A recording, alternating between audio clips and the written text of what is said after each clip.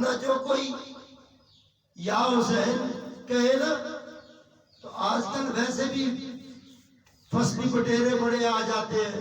رمضان میں دیکھیں فصلی بٹیرے اتاں کلا نماز بھی پڑھتے ہیں, تراویح بھی پڑھتے ہیں, 27 تے پورا بازار کھان او گلی کوئی نہیں چھوڑ دے بازار میں.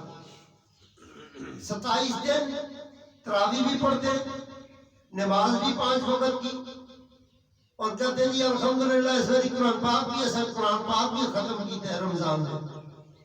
ایسے لوگوں کو فصلی بٹیرے کہتے ہیں جو صرف 27 دن تک اللہ سے تعلق جوڑ لیتے ہیں, اور 28 29 30 عید کا چاند جب نظر آتا ہے وہ گونگلو بن گیا تو کوٹھے پر بن گیا, کسی نے پتہ ہی نہیں کہ اللہ نے محبوب کر کے تعلق کیا. یہی مثال ہے. فصلی بٹیرے نہ بن, صرف یا رسول اللہ کہنے سے بات نہیں بنے گی. جب تک یا حسین نہیں کہے گا یا رسول اللہ کہنا تیرا فضول ہے. اولادی نال پیار ہی کوئی نہیں, اولاد سے نفرت ہے. اولاد کی بات کرو تو ایک دم فلسفے کھل جاتے ہیں. جی اے شیعہ جی حسین حسین کرتا ہے, حسن حسن کرتا ہے. تو بھائی اپنے گھر میں تم اپنی جد کا ذکر کر سکتے ہو, اپنے خاندان کے ترے لگا سکتے ہو.